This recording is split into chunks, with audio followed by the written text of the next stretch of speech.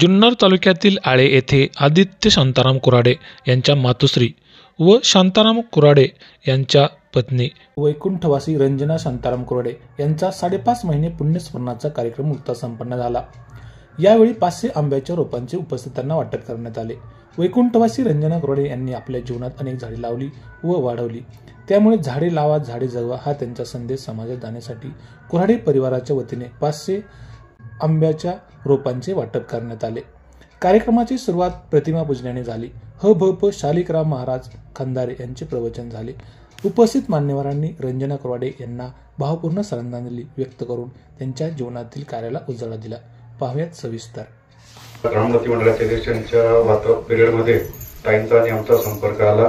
ताईंबद्दल सांगायचं जर झालं तर उत्तम संघटन कौशल्य जे प्रचाराच्या वेळेस आमचा जो संबंध आला, जे महिला वर्गांचा आम्ही एक ग्रुप केला, त्यामध्ये त्या महिलांचं नेतृत्व आमच्या ताई करत होत्या आणि त्यानंतर इलेक्शन प्रक्रिया झाल्यानंतर देखील ताईंनी हा जो संबंध जडला होता तो कधीही तोडला नाही।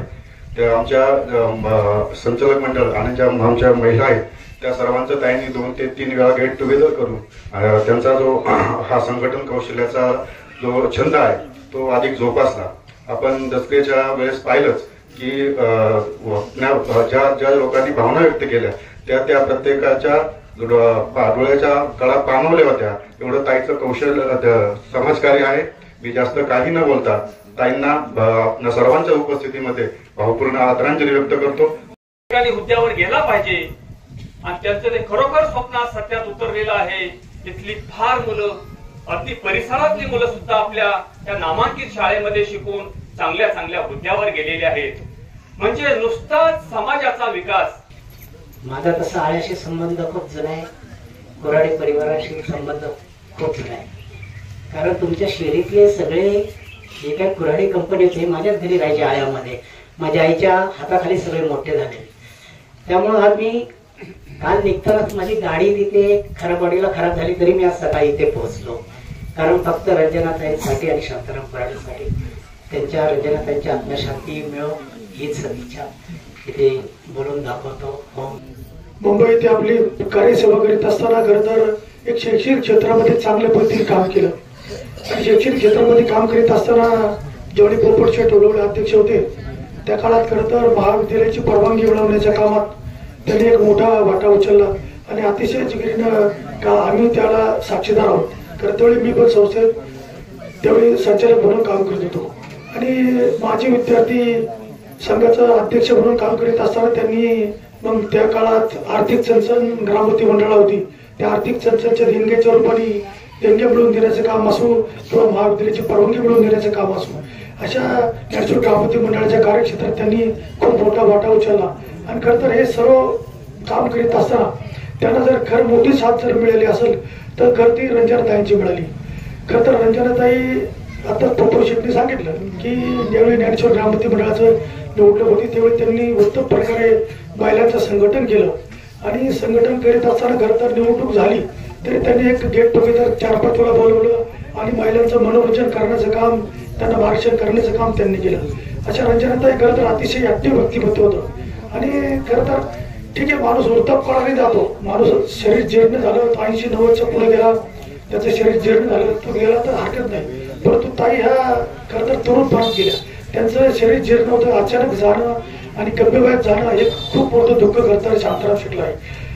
शांताराम महाराज कुराडे यांच्या सुविद्य पत्नी वैकुंठवासी रंजनाताई कुराडे यांच्या 5.5 महिन्याच्या निमित्ताने आपण सर्व मंडळी, पाहुणे मंडळी या ठिकाणी एकत्रित जमलेली आहोत।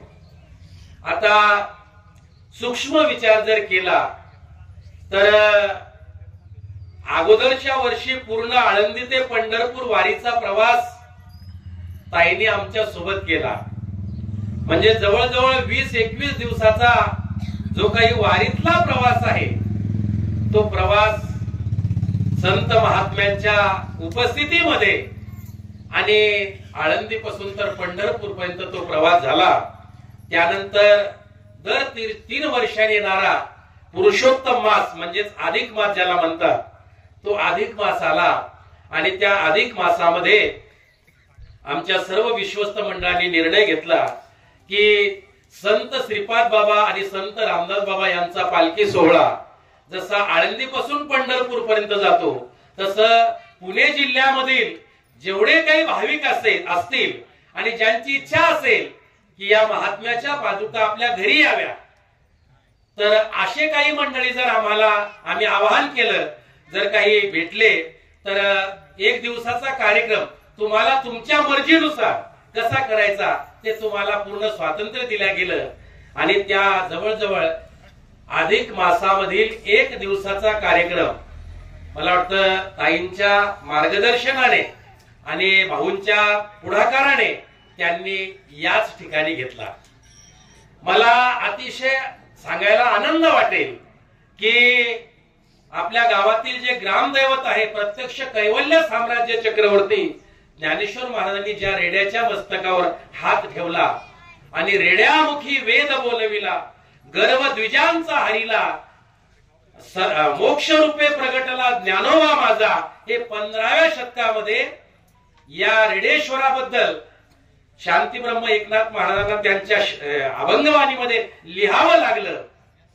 असं एका अतिशय म्हणजे ज्याला पारमार्थिक संस्कृतीनं समृद्ध असलेलं हे गाव आहे. अगं आजी, अजून थोडे पोहे दे ना. मग आजी प्रेमाने पोहे खायला द्यायची. पण आज ती आजी माझ्या जवळ नाही. पण तिने केलेला संस्कार, तिची शिस्त अजूनही मी विसरले नाही. आणि बोलायची, आरोही खूप हुशार, खूप मोठे नाव कमव. आणि बोलायचे आणि नेहमी खरे बोलायचे. आजी तुम्हाला देवा, तू माझ्या आजीला का रे हिरवून